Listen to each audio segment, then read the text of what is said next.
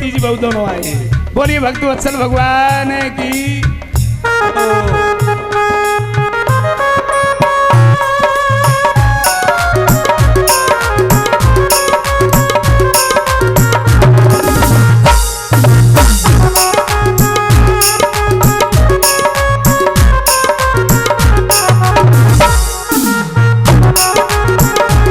और क्या? 3 लोक 14 भवन में ईश्वर की है सत्ता। 3 लोक 14 भवन में ईश्वर की है सत्ता। 3 लोक 14 भवन में ईश्वर की है सत्ता। 3 लोक 14 भवन में ईश्वर की है सत्ता। बिना राम के अरे बिना कहे ईश्वर के कौशिक, अरे बिना कहे ईश्वर के कौशिक हिल नहीं सकता पत्ता। राम नाम से ही आगा, राम नाम से ही आगा, राम नाम से सफला जिंदगानी लागे, जिंदगानी लागे। मुझको झूठो झूठो सारो संसार लागे, मुझको झूठो झूठो सारो संसार लागे। हरि नारायण नाम मुझको साचो लागे, आगा साचो लागे। और झूठो झूठो सारो संसार लागे, मुझको झूठो झूठो सारो संसार लागे। मुझको झूठो झूठो सारो संसार लागे, मुझको झूठो झूठो सारो संसार लागे। बोलिए भक्त वत्सल भगवान की जय हो। नेकोर को झुको लल्लू।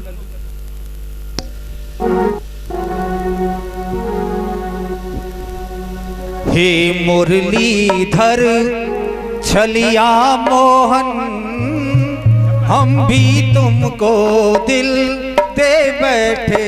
हे मुरलीधर, ये मुरलीधर छलिया मोहन, हम तुमको ही दिल दे बैठे।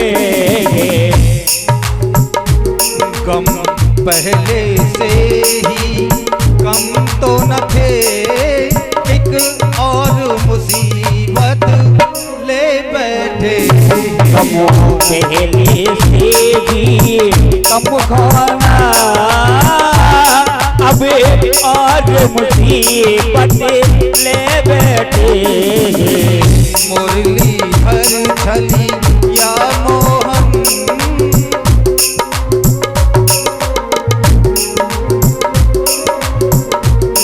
ये मुरलीधर छलिया मोहन, हम तुमको ही दिल दे बैठे।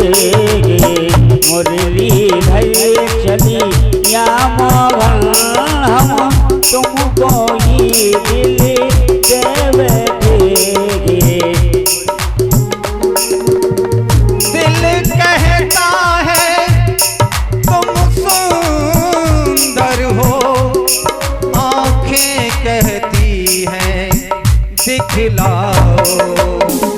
तुम मिलते नहीं हो आकर के, हम कैसे कहें तुम्हें दे बैठे। मुरलीधर छलिया मोहन, हम तुमको ही दिल दे बैठे। मुरलीधर छलिया मोहन, हम तुमको ही दिल दे बैठे। बोलिए भक्त वत्सल भगवान की। प्रहलाद जी ने जैसे ही श्रीमन नारायण नारायण का नाम जाप किया, जितने भी असुर बालक हैं साथ ही साथ कीर्तन कर रहे हैं, नृत्य कर रहे हैं। सज्जनों, ऐसा चमत्कार हो गया परमात्मा के नाम में, सभी लोग नाच रहे हैं। अब तो उसी समय पर संडमर्क आ गए दोनों गुरुजी, और जैसे ही प्रहलाद जी से हाथ लगाया कि नाचना बंद करो, तो ऐसा करंट लगा राम के नाम का सज्जनों, क्या गुरुजी नाचने लगे और श्रीमन नारायण नारायण करने लगे। अब तो हिरण्यकश्यपु आया, ये शोरगुल कैसा हो रहा है, मृदंग बज रहा है चारों तरफ से, आवाज आ रही श्रीमन नारायण नारायण की। जाके विद्यालय में देखो संडा मर के क्या पढ़ाते हैं इस मेरे बालक को। जाकर के जैसे ही देखा सज्जनों, तो गुरुजी नाच रहे हैं, असुर बालक नाच रहे हैं, प्रहलाद नाच रहा है।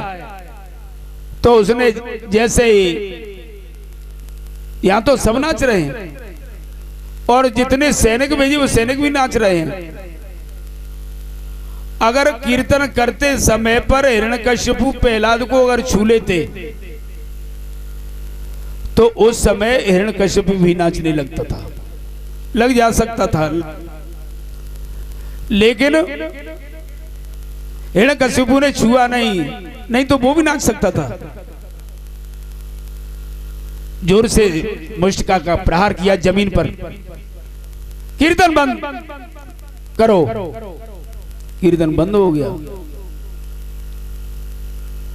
सब कह रहे हैं ये सब क्या हो गया गुरुजी। गुरुजी बोले महाराज आपसे हम सत्य कहते, हम तो प्रहलाद को मना करने आए थे, लेकिन इसको जैसे ही हमने स्पर्श किया ऐसा करंट लगा कि हम भी नाचने लगे। लेकिन कुछ भी हो, गुरुजी कह रहे हैं संडा मर्क, आनंद बहुत आया। हिरण्यकश्यप क्रोधित होकर के बोला, एक तो बच्चों की बुद्धि बिगाड़ते हो, फिर कहते हैं कि आनंद आया। दौड़ करके प्रहलाद को पकड़ लिया। हे दुर्विनीत मंदात्मन कुल भेद कराधम स्तब्धम अच्छा सनोद्भूतम नेसे त्वाद्ययमक्षयम।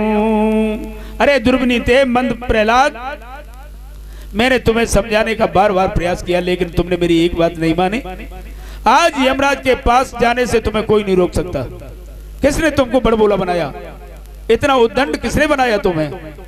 मेरी परवाह किए बिना मेरे विद्यालय में तुमने कीर्तन किया, सबको कीर्तन में नचाते हो, मेरे शत्रु के नाम का कीर्तन करते हो। आज तुमसे बाद में निपटूंगा, पहले उसी से निपट लूं। बताओ तुम्हारा नारायण कहाँ है। प्रहलाद ने कहा न केवलम में भक्त राजन सैवै बलम बलिनाम च परेशाम परे परे बरे में स्थिर जंगमाये ब्रह्मादयो ये न बसम प्रणीता। पिताजी ऐसी जगह कहाँ है जहां परमात्मा नहीं है, वो सर्वांतर्यामी है, केवल मेरा मालिक है ऐसा नहीं। आपके अंदर भी बोलने की जो शक्ति है तो उसी की सत्ता है, ये उसी ने वो शक्ति दी है, फिर उसी के नाम, फिर उसी का नाम। लेकिन वो है कहां, वो तो सर्वत्र है। प्रहलाद ने कहा सूर्य अनेक फिरे कनुमागत पे पद सूर सुस्वाद कहां सब ताल मजीरा बजावती है मीरा मतवाली सिचाह कहां। सूर अनेक फिरे कर्मागत। आपने सूरदासों को देखा होगा, बसों में रेलगाड़ियों में कीर्तन करते हैं, पैसा कमाते हैं, पैसा मांगते हैं। पर जो सूरदास जी थे, जिसने 1.25 लाख पद लिखी है, सूर सागर बनाया, ऐसे सूरदास जी जैसा स्वाद कहाँ है उन सूरदासों के पदों में जो अंधे बाबा और रेलगाड़ियों में पैसे मांगते हैं। क्या वो सूरदास हो सकते हैं? नहीं।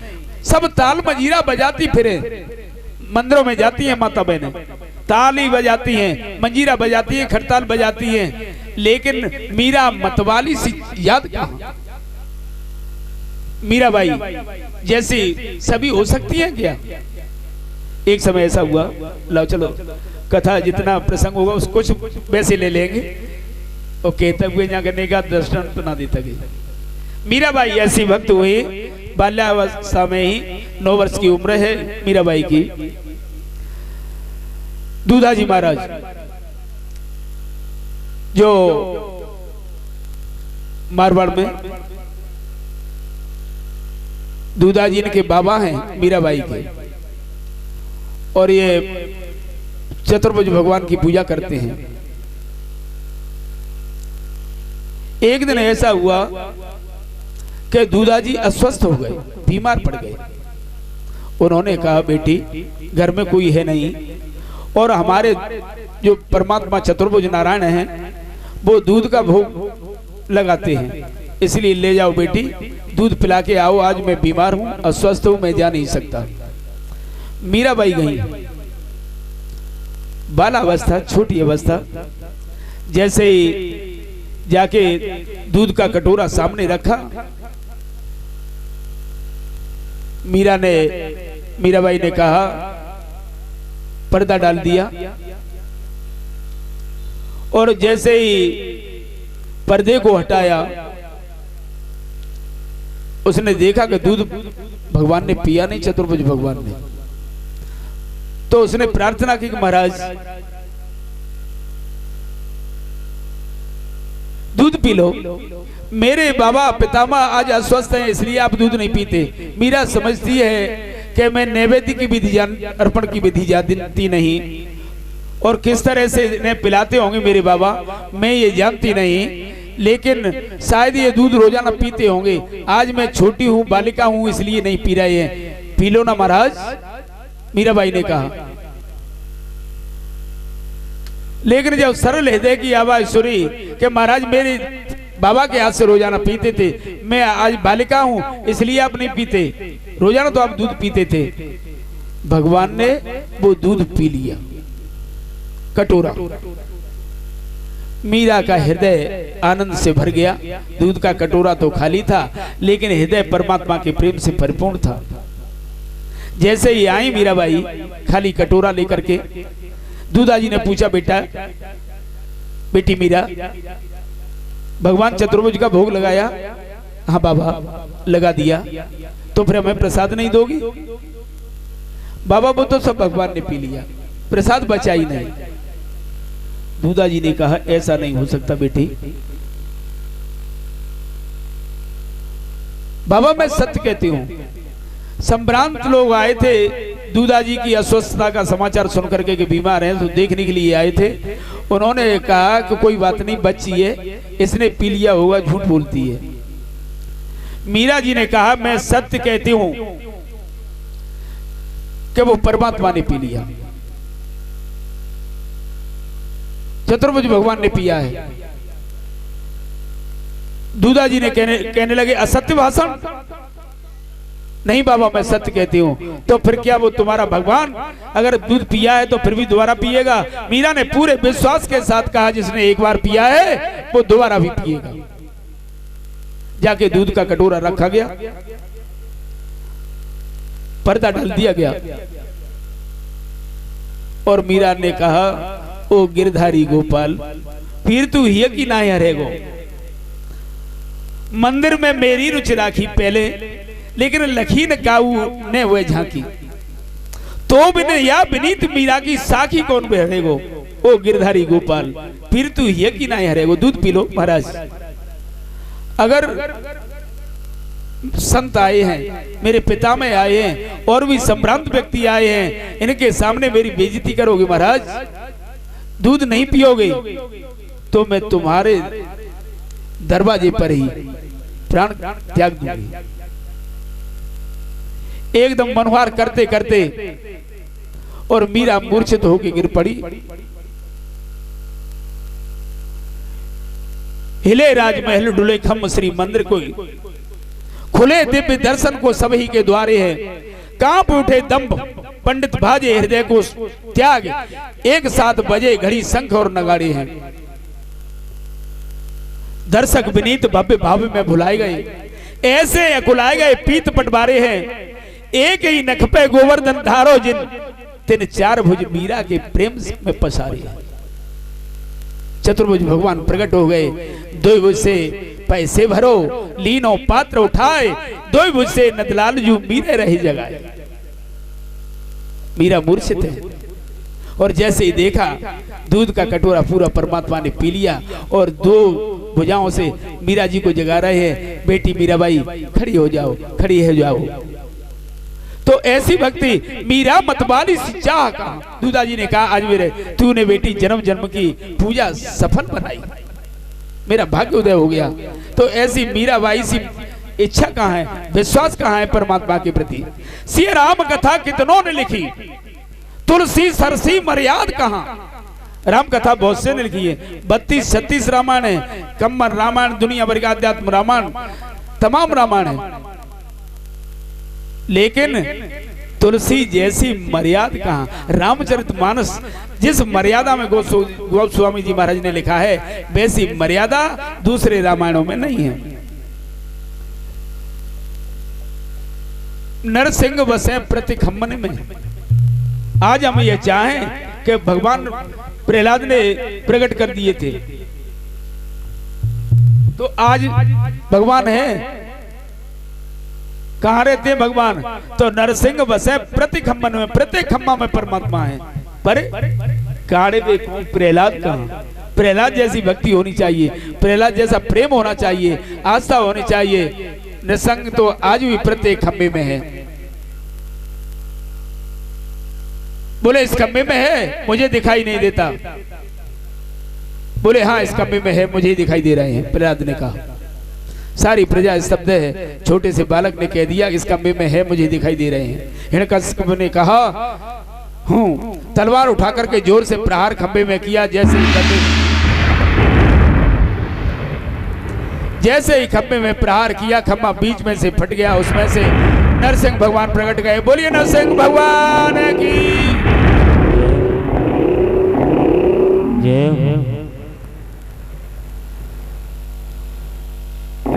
इतनी जोर का शब्द करते हैं नरसिंह, देख रहे हो, ऐसे ही नरसिंह भगवान कर रहे थे। बड़ी बड़ी दाढ़ी, बड़ी बड़ी मूछे, बड़े बड़े दांत। जैसे ही उन्होंने हुमारंभ किया, एक बार तो हिरण का सब इतनी जोर से शब्द सुन करके और वहीं गिर पड़ा। विकराल स्वरूप देख करके भयभीत हो गया। सत्य विधातुम निज वृत्त वासितम व्याप्तम च भूतेषु अखिलेषु अचात्मानो। इस तरह से अपने नन्हे से बालक की बात की रक्षा करने के लिए परमात्मा आज प्रकट हो गए। ऐसा रूप लेकर के आए कि जो नर है न नाहर है, जो न मनुष्य है न सिंह है, दोनों यानी परमात्मा ब्रह्मा की सृष्टि में नहीं है, दोनों ही। और भगवान के सामने जैसे ही हिरण्यकशिपु सामने खड़ा है, इसे दिन में तो मार नहीं सकते, लेकिन युद्ध करते करते जब संध्या का समय आ गया, गोधूली बेला आ गई, नरसिंह देव ने दौड़ करके हिरण्यकशिपु ने पकड़ लिया और दरवाजे के बीच इसने कहा था कि न बाहर मरू न अंदर, तो देहली पे रख लिया सब सज्जनों, न ऊपर मरू न नीचे, जंगाओं पे लिटा लिया। हिरण्यकशिपु अट्टास करके बोला कैसे मारोगे, हमें कोई मार नहीं सकता, ब्रह्मा से वरदान प्राप्त किया। क्या मांगा वरदान तुमने ब्रह्मा से? तुमने जितने वरदान मांगे हैं मैं सब पूरा करता जाऊंगा। हिरण्यकशिपु बोला मैंने पहले बार मांगा था कि मैं दिन में न मरूं न रात में। बोलो अब क्या समय है? तो ये तो दोनों ही वक्त मिल रहे हैं। तो मैंने वरदान मांगा था न बाहर न भीतर, तो देखो देहरी पे हूं। भगवान बोले, हिरण्यकशिपु ने कहा कि मैं हथियार से नहीं मारा जा सकता, अस्त्र शस्त्र से नहीं मारा जा सकता। परमात्मा ने लंबे लंबे नाखून अपने दिखाए, देखिए हथियार है, इससे तुम्हारा नाखूनों से तुम्हारे पेट को विदीर्ण कर दूंगा मैं। हिरण्यकशिपु बोला फिर भी तुम मुझे नहीं मार सकते, मैंने वरदान मांगा था कि न नर से न पशु से, तो बताओ मैं कौन हूं? बताओ, आप तो पशु भी नहीं हो न मनुष्य भी नहीं है, तो बताओ। शेर का मुंह, मनुष्य का शरीर, तो मैं 12 महीने में नहीं मरूंगा। हिरण्यकशिपु ने कहा भले आदमी, तेरे लिए ही तो ये अधिक मास बनाया है, लौंद का महीना, मलमास जिसे कहते हैं, पुरुषोत्तम मास कहते हैं इसे। महीने तेरे भी होते हैं, मुझे नहीं मालूम था, नहीं तो मैं तेरे महीने मांग लेता ब्रह्मा जी से, लेकिन फिर भी आप मुझे नहीं मार सकते। क्यों? मैंने ब्रह्मा जी से अंत में यह वर मांगा था कि विधाता की सृष्टि में आपके द्वारा बनाई हुई किसी चीज से नहीं मरूं। भगवान बोले अरे ये बता भले आदमी कि ब्रह्मा हमारा बेटा है कि हम ब्रह्मा के हैं? मैं नारायण हूं। हम हमें ब्रह्मा नहीं बनाता, हम ब्रह्मा को बनाते हैं। उसकी गोद से छूट करके तलवार उठाने के लिए जैसे ही दौड़ा, प्रभु ने पकड़ करके उसे अपनी अपनी जंघों पर पटक लिया। हुमारम करते हुए अपने नाखूनों से उस पेट को चीर दिया। प्रभु ने उसकी अंतड़ियों को निकाल करके अपने गले में डाल लिया।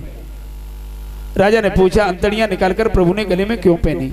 सुखदेव जी बोले, प्रभु ने सोचा ये राक्षस है, चाहे जैसा हो, इसने प्रहलाद जैसे भक्त को जन्म दिया है। हिरण्यकश्यप को मारने के बाद भी भगवान का कोप शांत नहीं हुआ, और परमात्मा का कोप यदि शांत नहीं होता तो पृथ्वी पर प्रलय हो जाती। देवता लोग स्तुति कर रहे हैं, चारों तरफ से लक्ष्मी जी के पास गए, माता लक्ष्मी कृपा करें, शायद प्रभु का कोप शांत हो जाए। ब्रह्मा जी के द्वारा लक्ष्मी को प्रेषित किया गया। साक्षात श्री प्रेषिता देवर दृष्टवा तमन भूतम, जैसे ही अद्भुत स्वरूप देखा लक्ष्मी जी ने, एकदम आज से पहले ऐसा कभी स्वरूप अपने पति का नहीं देखा था। लक्ष्मी जी ने ऐसी दौड़ लगाई कि एक पैर वहां हिरण्यकश्यपु के पास में, नरसिंह भगवान के पास, और दूसरा पैर लक्ष्मी जी का बैकुंठ में जाके पहुंच गया।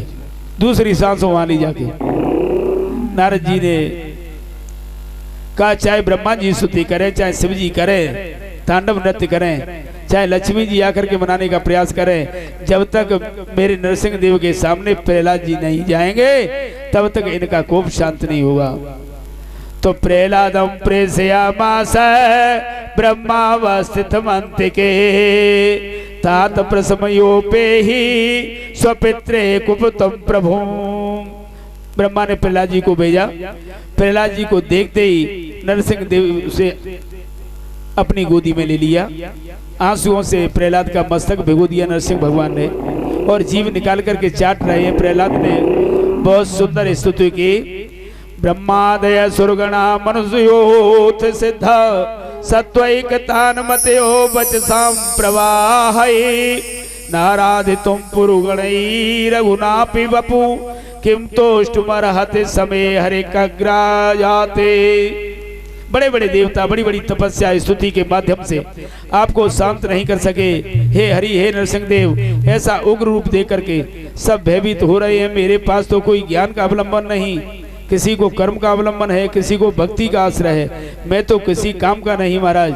लेकिन मैंने आज प्रत्यक्ष देख लिया कि हे नरसिंह देव, आपका भक्त की इच्छा की पूर्ति किस निष्ठा से करते हो, मेरे मुंह से निकल गया, उसे पूर्ण करने के लिए आप खंबे से प्रकट हो गए महाराज। प्रहलाद जी बोले, भगवान, ब्राह्मणों में 12 गुण होते हैं, समदम तप स्वाध्याय अध्ययन त्याग संतोष तितिक्षा प्रश्रय विद्या आत्मज्ञान अनसूया। वैसे तो रामायण के अनुसार देखें तो राम जी महाराज ने परशुराम जी से कहा है कि नवगुण परम पुनीत तुम्हारे। इन 12 गुणों से समन्वित ब्राह्मण यदि आपके चरणों में प्रीति नहीं करता तो ब्राह्मण ज्यादा बंदनीय नहीं होता। विडंबना है महाराज, मुझे व्यासपीठ से कहना पड़ता है कि आज उस ब्राह्मण को शर्म आनी चाहिए। उसका क्या ब्रह्मत्व है? ब्राह्मण कहने का वो अधिकारी नहीं है जो ब्राह्मण होने पर भी और दारू के ठेका पर जाता है, मदिरा पान करता है। ऐसे ब्राह्मण को तो जीते जी मर जाना चाहिए। बोलिए भक्त वत्सल भगवान की। देखिए 6 कर्म है ब्राह्मणों के, विद्या पढ़ना पढ़ाना, यज्ञ करना कराना, दान लेना और देना। क्षत्रियों के 5 कर्म है, एक कर्म नहीं है बस। विद्या पढ़ सकता है क्षत्रिय, पढ़ा सकता है, दान दे सकता है, ले नहीं सकता, यज्ञ कर सकता है, करा सकता है। तो ये 5 कर्म क्षत्रिय के हैं। लेकिन ब्राह्मणों, ब्रह्म किसे कहते हैं? ब्राह्मण कौन है? ब्रह्मेत जानात ब्राह्मण, जो ब्रह्म को पहचानता है, ब्रह्म गायत्री का जाप करता है, संध्या बंदन करता है। लेकिन यहाँ तो कुल्ला बाइत करेंगे जाके। ऐसे ऐसे ब्राह्मण जो नाली में औंधा मुंह किए बैठे हैं, ऐसे ब्राह्मणों को धिक्कार है, उनसे प्रणाम करने पर भी पाप लगता है। बोलिए भक्त वत्सल भगवान की। ऐसे 12 गुणों वाले ब्राह्मण असभ्य जाति में जन्म लेने वाला व्यक्ति, कोल भील जाति में जन्म लेने वाला व्यक्ति आपके चरणों में प्रेम करता है तो ब्राह्मण की अपेक्षा आप उससे जल्दी मिल जाते हैं। देखिए परमात्मा ब्राह्मण के ऊपर कृपा नहीं करते, अब अवगुणों से हीन है तो, गुणों से हीन है तो, अवगुण है तो बताते हैं प्रहलाद जी मेरा आपका मेल क्या है, आपने जो मेरे ऊपर ऐसी कृपा की। भगवान बोले मैंने क्या कृपा की तुम पर। प्रहलाद जी कहते हैं कहाँ रजोगुण से उत्पन्न तमोगुणी प्रवृत्ति वाला यह मेरा परिवार, राक्षसी परिवार, उसमें मैं उत्पन्न हुआ, आसुरी प्रवृत्ति मेरी, आपने ऐसे दिव्य अनुकंपा की।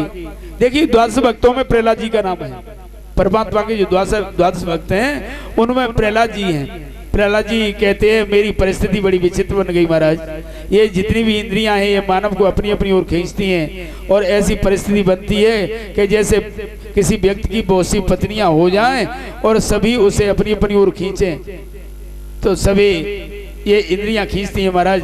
किसी तरह से मेरी इंद्रियां ये मेरे बस में हो जाएं, बस मुझे महाराज ये आशीर्वाद दें कि प्रत्येक इंद्री को मैं अपने आप में ही लगाऊं, आंख मेरी ऐसी महान बन जाए जिसे देखूं उसमें मुझे मेरा गोविंद ही दिखाई दे। सिया राम में सब जग जानी, करम प्रणाम जोर जोग मान।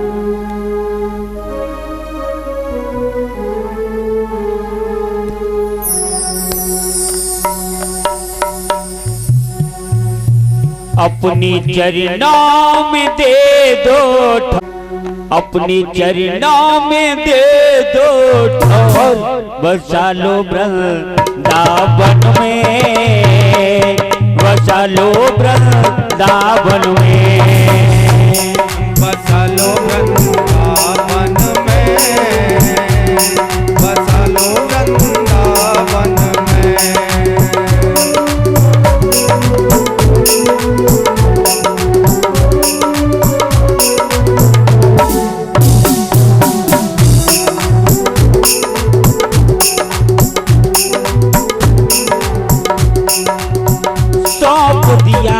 सब जीवन तो है, सौंप दिया सब जीवन तो है, सौंप दिया सब जीवन तो है, सौंप दिया सब जीवन तो है। रखियो जिस विधि रखना होवे, रखियो जिस विधि रखना होवे, तेरे दर्शन करेंगे वृंदावन में, बसा लो वृंदावन में, बसा लो वृंदावन में, बसा लो वृंदावन में।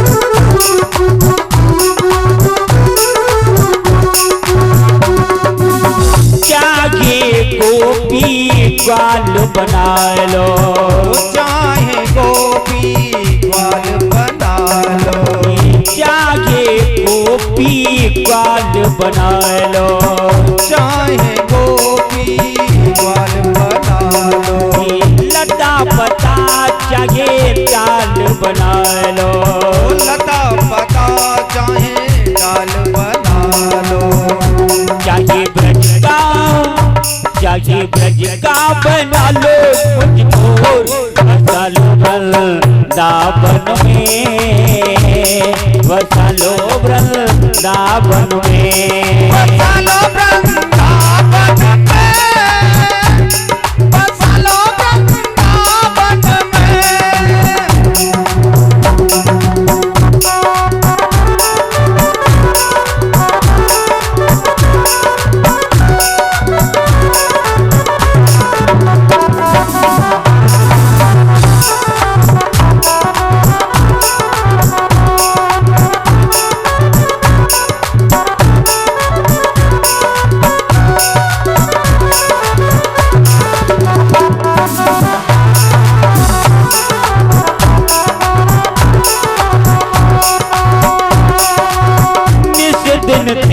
तेरी श्रद्धा रखेंगे, निस दिन तेरी सेवा करेंगे, जिस दिन तेरी सेवा करेंगे, निस दिन तेरी सेवा करेंगे, चरणों में तेरी श्रद्धा रखेंगे, चरणों में तेरी श्रद्धा रखेंगे, तेरे दर्शन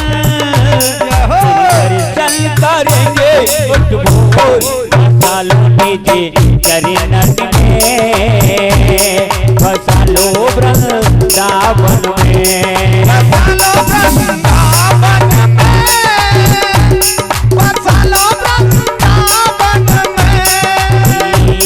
फसा लो वृंदावन में, फसा लो वृंदावन में,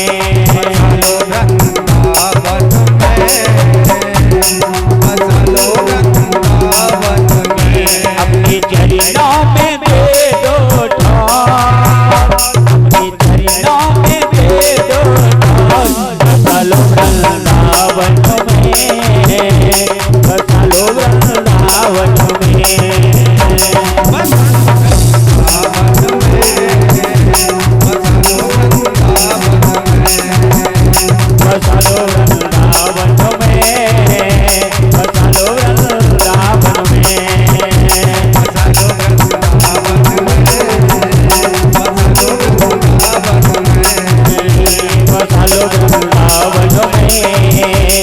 लो वृंदावन में,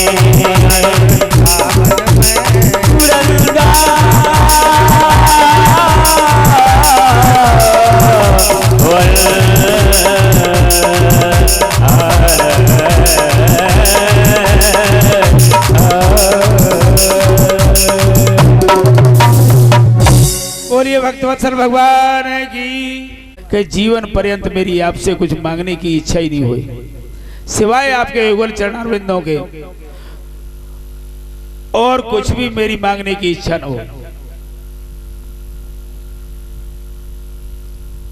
परमात्मा से कुछ मांगना भी नहीं चाहिए। प्रहलाद जी ने कहा तो मैं एक बात आपसे निवेदन करना भूल गया महाराज, मेरे पिताजी ने आपकी बहुत निंदा की थी, इसलिए हे नाथ ऐसी कृपा कीजिए। बहुत दूर जंगल में पहुंच गए, दत्तात्रेय नाम के संत से उनका मिलन हुआ। दत्तात्रेय जी ने परम तपस्वी और भगवत अवतार उनको माना जाता है। दत्तात्रेय जी ने प्रहलाद को वैराग्य, त्याग और सन्यासियों के अद्भुत लक्षणों का वर्णन करके बताया। प्रहलाद जी खुश हो गए। आचार्य सुखदेव जी कहते हैं, परीक्षित जो प्रसंग प्रहलाद का मैंने तुम्हें सुनाया, वास्तव में यह प्रसंग नारद जी ने तुम्हारे बाबा युधिष्ठिर को सुनाया था। इन समस्त प्रसंगों का मूल उद्देश्य यही है। शास्त्र कहते हैं घर छोड़कर के वन में जाना जरूरी नहीं है, बल्कि भागवत में तो यहाँ तक लिखा है कि कोई व्यक्ति संत बन जाए, भगवा वस्त्र पहन ले, अन्न धन आज सब त्याग देवे और एक आसन से बैठ करके 8 घंटे तक रोज भजन करे, जो फल उस सन्यासी को प्राप्त होता है वही फल एक गृहस्थ को, एक व्यक्ति को झाड़ू देते वक्त कीर्तन करने समय मिल जाता है, एक गृहस्थ को अतिथि का सत्कार करते समय मिल जाता है। इसलिए गृहस्थ जीवन सबसे ऊंचा है, ये मानना ही होगा। गृहस्थ में ही ब्रह्मचारी प्रकट होते हैं, गृहस्थ में ही सन्यासी प्रकट होते हैं। सुखदेव जी कहते हैं, राजन गृहस्थ जीवन आदर्श है, श्रेष्ठ है, लेकिन गृहस्थ जीवन श्रेष्ठ कब माना जाएगा? जब गृहस्थ चरित्र में गोविंद का नाम संकीर्तन करोगे। माता बहनें भोजन बनाते समय कोई भी कार्य कर रही हैं, उस समय हर समय पर श्री कृष्ण गोविंद हरे मुरारे, हे नाथ नारायण वासुदेव, परमात्मा का ही चिंतन करें। परीक्षित हम भगवान को याद नहीं करते ऐसी बात नहीं है, बहुत याद करते हैं, लेकिन कब याद करते हैं? जब संकट आता है। सुखदेव जी कहते हैं भगवान की विस्मृति हो जाती है, दुख में याद आते हैं, लेकिन दुख में सुमिरन सब करें, सुख में करें न कोई, और जो सुख में सुमिरन करें तो दुख काहे को हो। दुख आएगा जब सुख में परमात्मा का जाप करोगे, नाम जप करोगे, तो दुख आ सकता है क्या? एक बात मुझे यहाँ स्मरण हो रही है। सुखदेव जी कहते हैं राजा ने एक पर्वत था, उस पर्वत का नाम है त्रिकूट पर्वत। यहाँ 3 प्रकार की चोटी है। त्रिकूट पर्वत है, एक सोने की, एक चांदी की और तांबे की।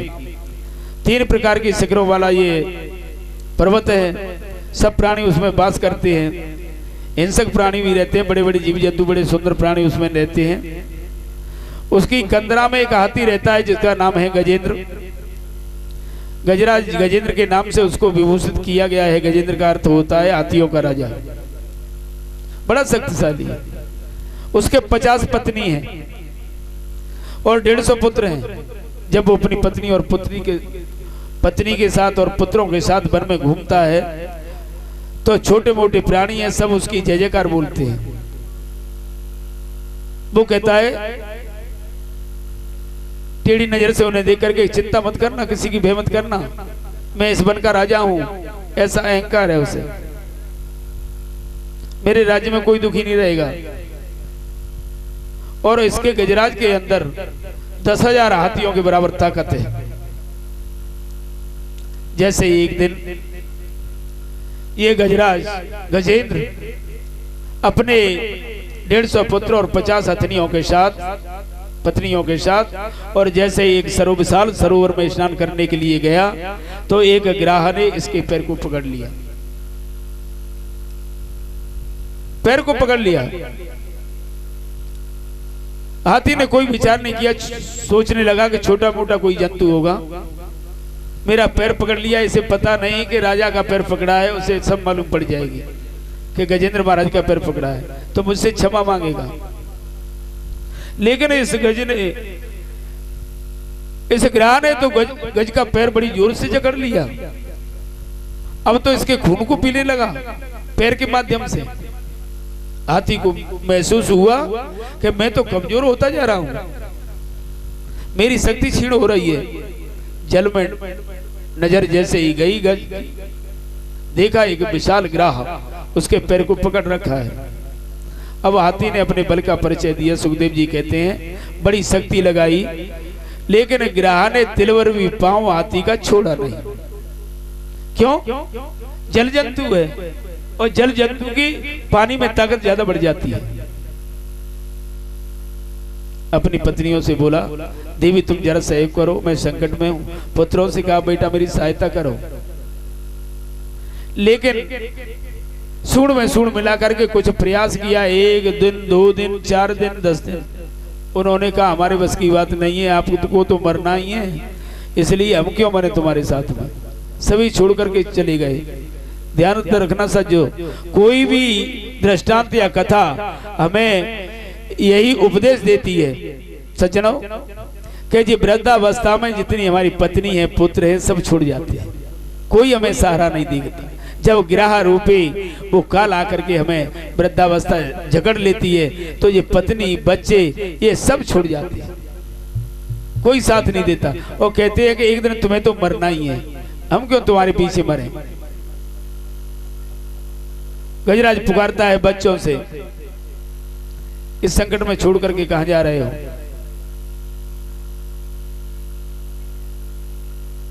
हाथी ने अपनी आंखें बंद कर ली। अब उसकी शक्ति क्षीण हो गई। अब उसने सोचा कि संसार के लोगों से क्या सहायता मांगनी है, गोविंद से ही मांगू। ग्राह उसे खींचकर नीचे अथाह जल में ले जाना चाहता है, लेकिन गजेंद्र ने अपनी सूंड को ऊपर उठा करके और जैसे ही परमात्मा का स्तवन किया तो उसने बड़े सुंदर श्लोक गाए।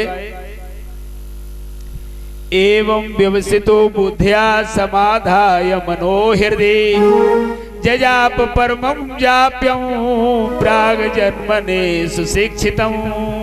गजराज ने बड़ी मंगलमय स्तुति की भगवान की, परंतु नाम किसी का लिया नहीं इसने।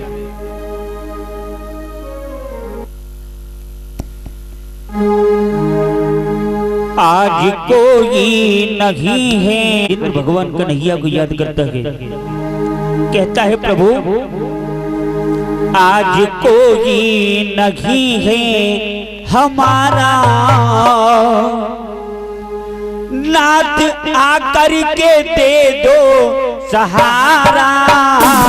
आज कोई नहीं है हमारा, नाथ आकर के दे दो सहारा।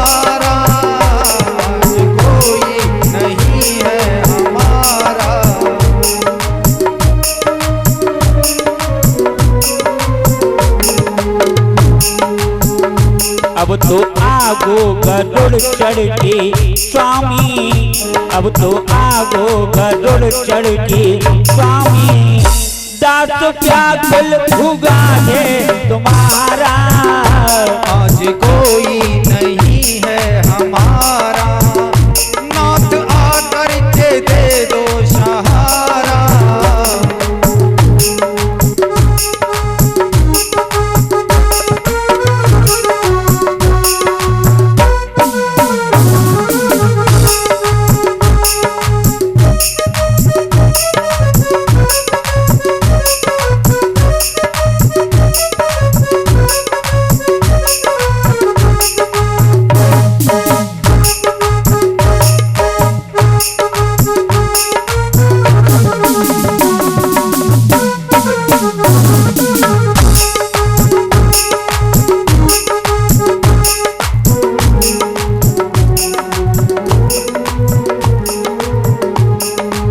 क्या कहता है? कौन तुम बिन धने धीरो मेरी, अब भगवन करी कापे देरी। कौन तुम बिन धरे धीर मेरी, आओ भगवन करी कहाँ देरी। पैर पकड़ा ग्रहाने प्रभु जी, नहीं मिलता कहीं पर किनारा। पैर पकड़ा ग्रहाने प्रभु जी, नहीं मिलता कहीं पर किनारा। आज कोई नहीं है हमारा, नाथ आकर के दे दो सहारा।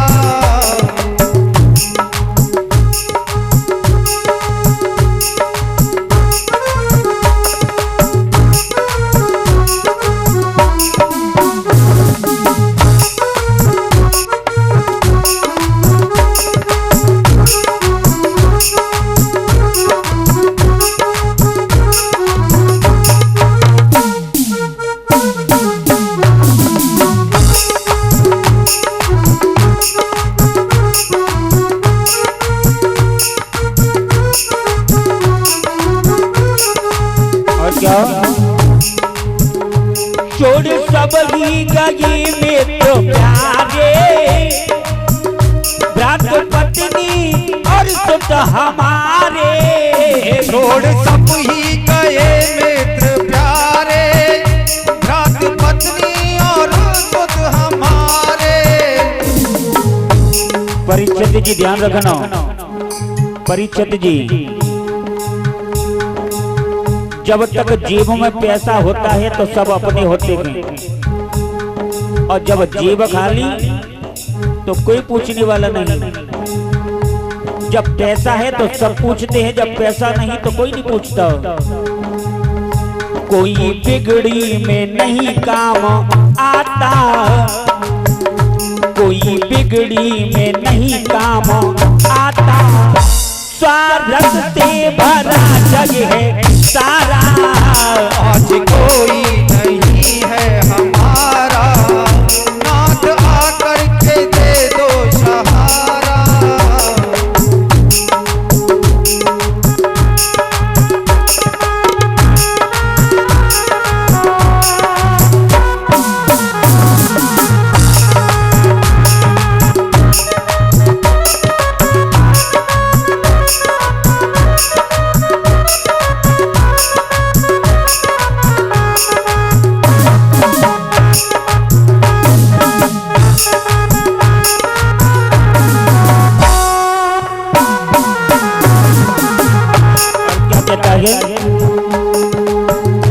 दीन बंधु सुने हमने स्वामी,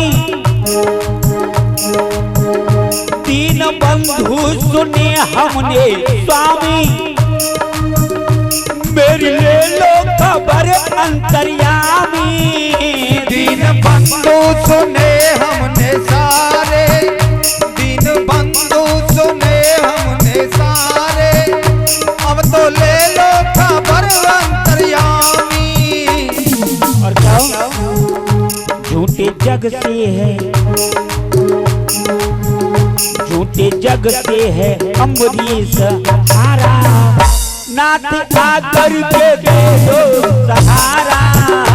आज कोई नहीं है हमारा, नाथ आकर के दे दो सहारा। अब तो आगो गरुड़ चढ़ के स्वामी, अब तो आगो गरुड़ चढ़ के स्वामी, प्यास व्याकुल बुझा दे तुम्हारा। आज कोई नहीं है हमारा, नाथ आकर के दे दो सहारा। आज कोई नहीं है हमारा, नाथ आकर के दे दो सहारा। आज कोई नहीं है हमारा, नाथ आकर के दे दो सहारा। आज कोई नहीं है हमारा, नाथ आकर के दे दो सहारा। बोलिए भक्तवत्सल भगवान की। तुरंत ही गंधर्व बन गया। बताते हैं आचार्य सुखदेव जी महाराज कहते हैं ये हु नाम का गंधर्व था। ये दोनों हु हा दोनों भाई थे। ये बड़े भारी मजाकिया थे। एक बार देवल ऋषि स्नान कर रहे थे और इसने आकर के मजाक में और देवल मुनि का पैर पकड़ लिया। मुनि घबराए, छटपटाए, किसने पैर पकड़ लिया। बाद में जब पता चला तो इसने कहा मैं गंधर्व हूं। तो इन्होंने श्राप दिया कि तूने मजाक की है, मैं तुझे श्राप देता हूं कि तू जल जंतु बनेगा, इसलिए ये ग्राह बनाओ। बताते हैं महाराज इसका तो उद्धार हो गया, लेकिन ये गजराज कौन था? बताते हैं ये द्रविड़ प्रांत के पंड देश का राजा था। उसका नाम था इंद्रदुम्न। भगवान के भजन पूजन और व्रत में बड़ी निष्ठा थी। एक समय ये मलयाचल पर्वत पर अपने आश्रम में मौन धारण करके बैठा था। उसी समय भगवान कृष्ण का पूजन कर रहा था। लेकिन जैसे ही अगस्त मुनि का आश्रम पर आना हुआ, इसने अहंकार के वशीभूत होकर के उनको प्रणाम नहीं किया, खड़े होकर के स्वागत अभिवंदन नहीं किया। ब्राह्मणों को यह दुरात्मा बड़ा ढोंगी जान पड़ता है। क्रोधित हो गए अगस्त मुनि। ब्राह्मण को अपमान करने वाला और गज के समान बैठा है, मैं तुझे श्राप देता हूं कि तू शीघ्र ही गज योनि को प्राप्त हो जाएगा। तो यही इंद्रदुम्न नाम का ये राजा और आज हाथी बन गया। तुरंत ही गज योनि को प्राप्त हुआ कि लेकिन इसने भगवत पूजन किया, उसके प्रभाव से गज योनि में भी इसे वही स्मृति नष्ट नहीं हुई। इस प्रकार भगवान ने गजेंद्र का उद्धार किया और अपना पार्षद बना के उसे बैकुंठ में भेज दिया। इस कथा के बाद आचार्य सुखदेव जी ने पूछा क्या सुनना चाहते हो? तो परिषद ने कहा महाराज विश्वास को जीवन में अपनाओ, परमात्मा को कभी मत भूलो, हमेशा भगवान मेरे साथ में है, ये विश्वास मन में जगाओ। प्रभु के चरणों में चढ़ जाए वो भूल कर भी कभी हमारे पैरों में जो फूल नहीं गिरे, ऐसा प्रयास करना चाहिए। दुर्वासा जी एक बार भगवान के धाम को गए। भगवान ने अपनी प्रसादी माला दुर्वासा जी को पहनाई। दुर्वासा जी ने उस माला को लेकर के सीधे इंद्र के पास, इंद्र ने संत दुर्वासा को स्वादिष्ट भोजन कराया। दुर्वासा जी ने वो प्रसादी माला इंद्र को पहना दी। इंद्र ने हाथी को वो माला, और हाथी जैसे ही ऐरावत हाथी के गले में डाली, ऐरावत ने सूंड से उठाया, उसे पैरों तले कुचल दिया।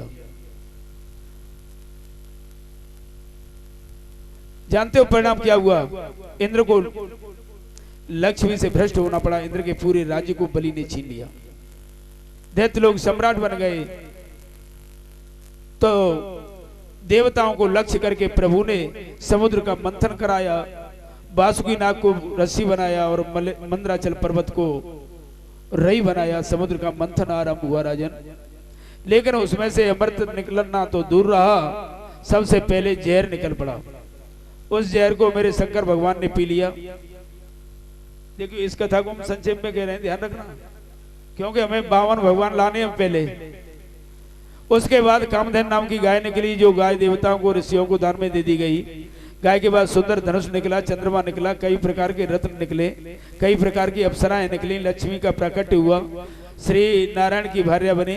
अमृत कलश को लेकर के धर्मंत्री महाराज निकले, दैत्य लोग छुड़ाकर अमृत ले गए तो भगवान मोहिनी बन करके आए और अमृत समस्त देवताओं को पिला करके दैत्यों को परास्त कर दिया।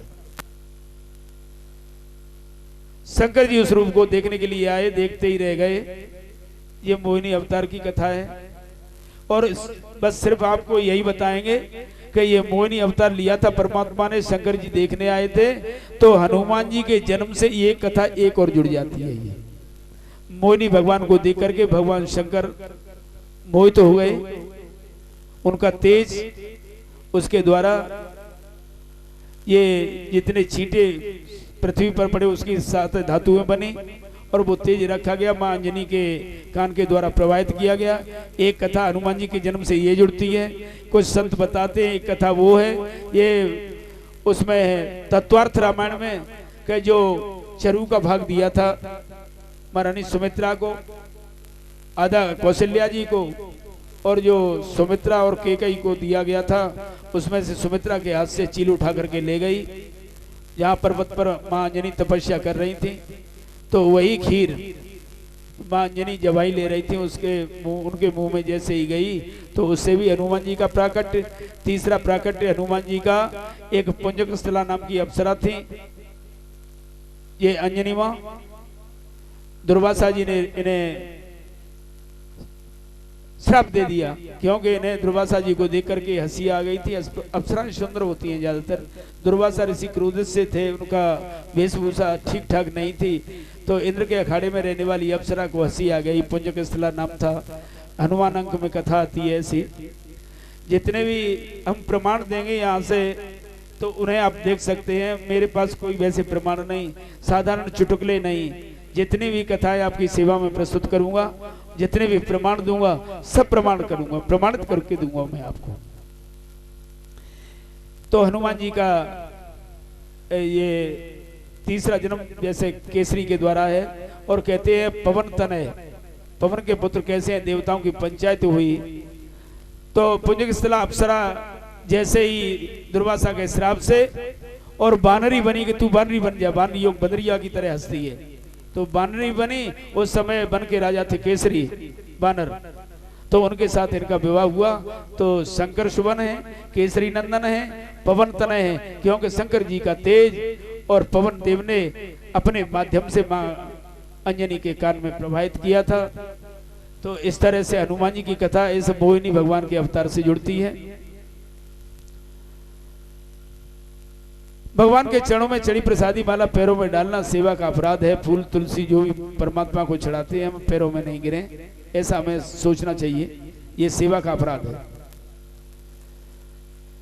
देवताओं को यद्यपि नारायण की कृपा से विजय तो मिल गई, अमृत का पान कर लिया, उसका परिणाम ये हुआ कि जो 2-4 बार माला भगवान के नाम की जपते थे वो माला भूल गए देवता। परमात्मा के नाम के स्मरण बिना गाड़ी चलती नहीं। प्रहलाद के पौत्र जो बलि महाराज हैं, जो दैत्यों के राजा हैं, उन बलि महाराज को परम संत कहते हैं। 12 भागवतों में बलि का नाम भी आता है। देवता अमृत को पीकर के अहंकारी हो गए, उनमें अहंकार आ गया और भगवान को भूल गए। एक दिन शुक्राचार्य ने कहा बलि स्वर्ग पर चढ़ाई कर दो। अब देखिए, गुरु मेहरबान तो चेला पहलवान। उन्होंने कहा कि मरेंगे नहीं लेकिन हार तो सकते हैं, अगर अमृत पी लिया है। शुक्राचार्य जी ने कहा कि मैं ऐसी विद्या देता हूं कि जीवन में अपनाओ गौ सेवा, गुरु सेवा और संत सेवा, तुम चढ़ाई कर दो। और गुरु जी मेहरबान तो चेला पहलवान। बलि ने चढ़ाई कर दी। स्वर्ग ही नहीं, बलि ने त्रिलोकी में त्रिलोकी को अपने कब्जे में ले लिया। त्रिलोकी के सम्राट बन गए राजा बलि। बलि महाराज त्रिलोकी के राजा बने। ये इनकी मन स्थिति बन गई, देवता मारे मारे फिरने लगे। पुत्र के जीवन में अगर संकट आए तो माता को बड़ा कष्ट होता है। माँ को पुत्र के प्रति जो प्रेम होता है वो किसी और को नहीं होता। देवराज इंद्र और देवताओं की माँ का नाम है अदिति। माता अदिति अपने महल में आज उदास बैठी है, शांत बैठी है। भगवान श्री कश्यप जी महाराज माता अदिति से पूछते हैं, देवी आजकल आप इतनी उदास क्यों रहती हो, क्या बात है? आपका पूजा पाठ नित्य चल रहा है, रोज जिन्हें मंदिर में जाने की आदत होती है, वे एक दिन अगर मंदिर नहीं जा सके तो उनका मन उदास हो जाता है। इसलिए भगवान कश्यप ने माता अदिति से पूछा कि सब ठीक तो है? माता अदिति बोली, सब प्रकार का आनंद है महाराज, कोई कमी नहीं। मेरी उदासी का मुख्य कारण यह है कि मेरे पुत्र देवता हैं, वो स्वर्ग को राजा बलि ने उनसे छुड़ा लिया है स्वर्ग का राज्य। आज वो राजा नहीं है, देवता के स्वर्ग को ही क्या, उसने तो तीनों लोगों को बलि ने अपने कब्जे में कर लिया। यह मेरे दुख का कारण है। और फिर भगवान अदिति कहती हैं, मैं अनैत किसी का नहीं करना चाहती, किसी को मारना नहीं चाहती। ऐसा कोई पुत्र मेरे घर में जन्म लेकर आए कि मेरे पुत्र इंद्र को स्वर्ग का सुख वापस दिलवा दे। ऐसा कोई बुद्धिमान बालक मेरे घर में आवे।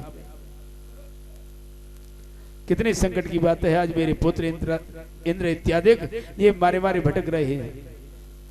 भगवान कश्यप ने अपनी पत्नी को समझाया, क्व देहो भौतिको नात्मा क्वचात्मा प्रकृति परः कस्य के पति पुत्राध्या मोह एव हि कारणम्।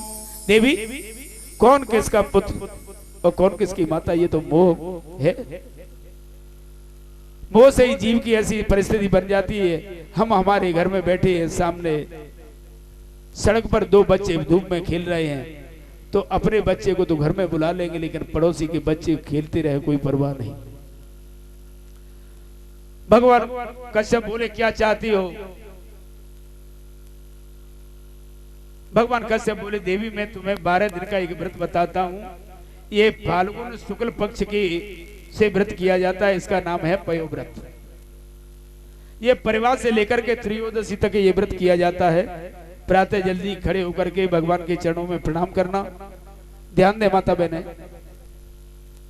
ये महात्मा कश्यप भी बता रहे हैं माता अदिति को, और ये पुत्र प्राप्ति के लिए सुंदर प्राप्त, और इस पयोव्रत के करने से महाराज वामन भगवान प्रकट होंगे। व्रत का ध्यान रखें। ये फाल्गुन शुक्ल पक्ष परिवा, आधे फागुन के बाद जो परिवा आती है ना, होली से पहले, वो परिवा वहां से ये व्रत प्रारंभ किया जाता है और त्रयोदशी तक ये व्रत किया जाता है। 12 दिन का व्रत है। प्रातः जल्दी उठना, भगवान के चरणों में प्रणाम करना, यज्ञ से भगवान की स्तुति करना, यज्ञ से यज्ञ पुरुषाच्युत तीर्थपाद तीर्थाश्रव श्रवण मंगलम नामधेयम, इस स्तुति का तुम नियमित जाप करोगी तो मुझे लगता है, कश्यप जी ने कहा, कि भगवान तुम्हारे घर पुत्र बन करके आएंगे। निष्ठा में ताकत है, विश्वास में प्रभु का वास है। माता अदिति ने बड़ी निष्ठा से ये व्रत किया, तो भगवान ने प्रकट होकर के कहा, मां आपके पुत्र इंद्र के संकट को मैं समझता हूं, उसके कष्ट की निवृत्ति के लिए मैं आपके घर पुत्र बन करके आऊंगा, मेरा विश्वास करें। उधर देवता लोग रोते रोते नारायण की शरण में गए। मेरे भगवान बोले, क्या हुआ? देवता बोले, बहुत बड़ा संकट है महाराज। राजा बलि ने तीनों लोगों को हमसे छुड़ा लिया है, त्रिलोकी के राज्य को बलि ने अपने कब्जे में कर लिया है। भगवान बोले, सुनो, इस समय बलि पर हो गई है गुरु की कृपा, और गुरु की कृपा जिस शिष्य पर हो जाए तो उस शिष्य को कोई नहीं रोक सकता। और भगवान होकर के मैं भी बलि से युद्ध करूंगा तो मैं भी परास्त हो जाऊंगा, लेकिन बलि को नहीं जी सकता। इसमें बताइए गुरु की महत्ता। गुरु गोविंद दो खड़े काके लागो पाए, बलिहारी उन गुरुन की के गोविंद दिए मिलाए। गुरु में बड़ी शक्ति है। आप लोग मेरी गुरु बिन भवानिधि तरही न कोई।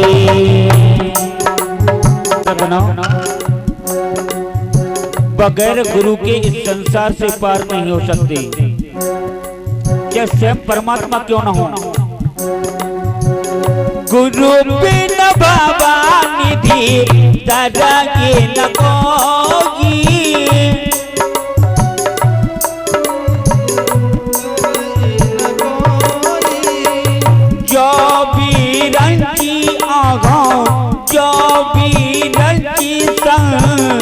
करे सम होई गुरु के न भावाने तरगे न कोई